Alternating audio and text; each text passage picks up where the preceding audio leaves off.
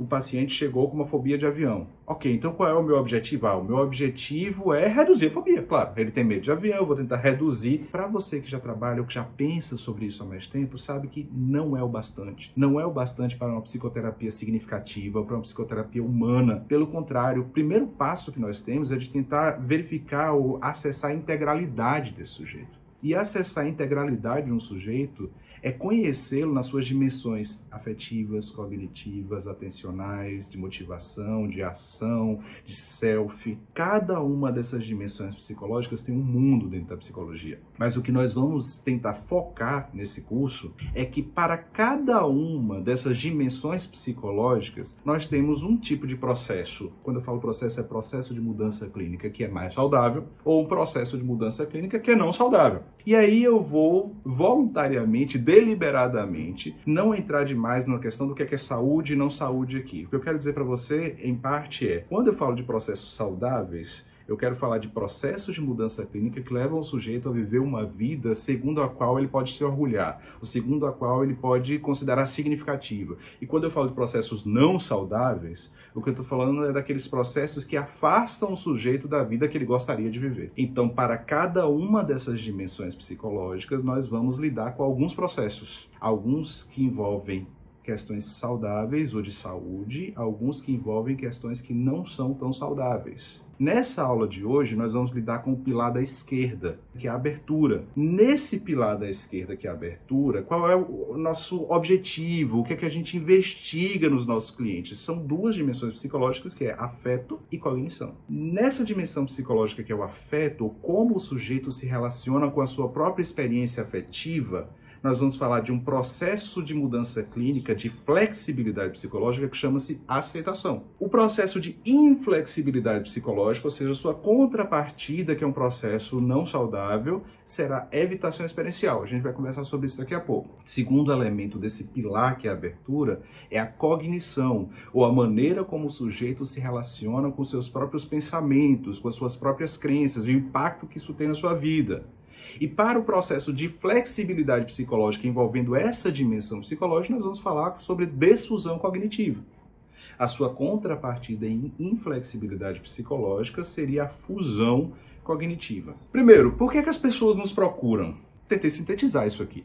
As pessoas nos procuram porque elas querem mudar o que elas sentem, elas querem mudar o que elas pensam e elas querem uma saída para viver de uma forma diferente. Normalmente é por isso que elas nos procuram. Elas nos procuram porque elas querem mudar o que elas estão sentindo, elas querem sentir menos ansiedade, elas querem sentir mais felicidade, elas querem sentir menos culpa e elas querem sentir uma maior realização pessoal.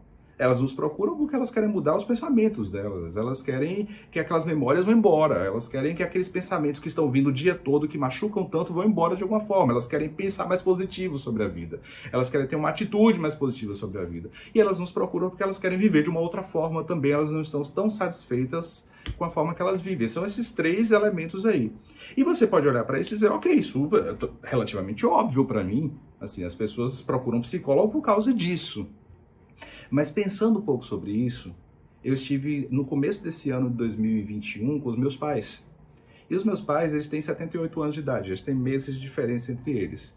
E é interessante quando eu começo a falar para eles sobre essas demandas que as pessoas apresentam hoje, não é que eles criticam a maneira como essas demandas chegam para mim, eles estranham. Eles não conseguem entender direito qual a ênfase que é dada em sentir e mudar o que penso. Porque há um certo conflito de gerações. Para a gente, parece uma demanda extremamente natural essa. Para os meus pais de 78 anos, não. Eu imagino que para os meus filhos, eu tenho uma filha de 9 anos e um filho de 12 anos. Para eles, já é extremamente natural. A minha geração é uma geração de ligação aí entre essas duas. Então, pensando na geração dos meus pais, 60, 70, 80 anos, é provável que você possa reconhecer, não necessariamente para todas as pessoas, mas é provável que você possa reconhecer que boa parte deles tem uma baixa consciência de eventos privados, ou seja, ninguém ficava ao longo da infância deles perguntando o que você está sentindo.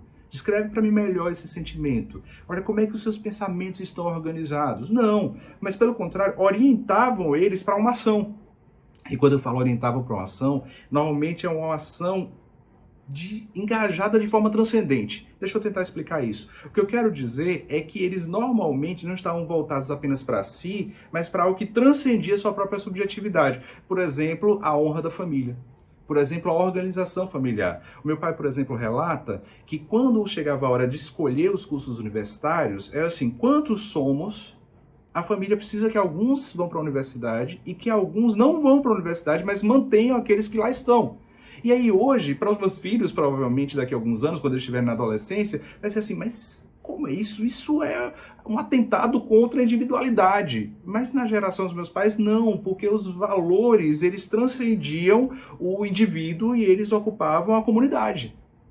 E não era só sobre a família, mas em relação ao trabalho também. Você pode reconhecer o fato de que essa geração era a geração que começava em uma empresa e morria nessa empresa. E quando eu digo morria nessa empresa, quer dizer que eles morriam até pela empresa. Ou seja, eles tentavam colocar aquilo ali como um conjunto de significados que transcendia sua própria individualidade. Então, qual a nossa ênfase hoje de eu quero, como critério de vida, me sentir bem? Isso é difícil para eles entenderem, no mínimo. A nossa geração, a geração dos meus filhos, ela tem uma maior consciência de eventos privados em geral. Ou seja, nós fazemos mais perguntas sobre isso. Como é que você está se sentindo? Você se sente bem ou não se sente bem? Aliás, a mídia ensina isso pra gente. Você se sente bem, você tem paz, você tem tranquilidade. A psicologia ocupa agora programas de entrevista, a psicologia ocupa todos os espaços das redes sociais, as pessoas acabam falando mais sobre o que elas sentem e o que elas pensam.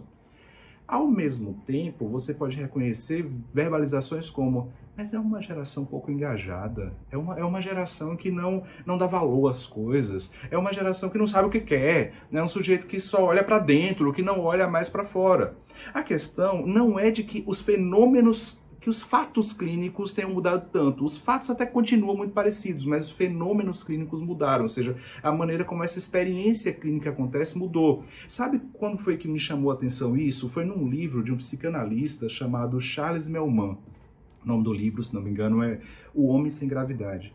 E ele relata o seguinte, ele já é um analista que tem acho que mais de 40 anos de prática clínica.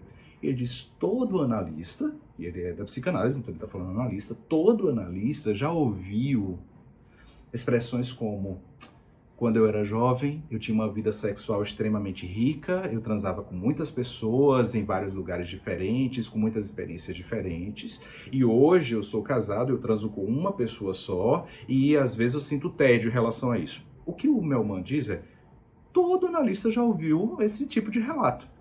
A diferença é que anos atrás, esse tipo de relato não era trazido como um problema, mas como um dado. Então, é isso. Então, quando eu era jovem, eu tinha essa pluralidade sexual aí, agora eu estou em um outro momento de vida.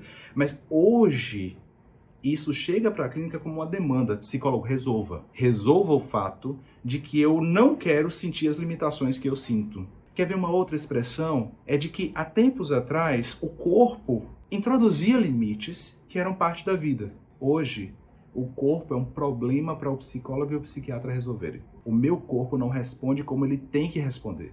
O meu corpo não responde como ele deveria responder.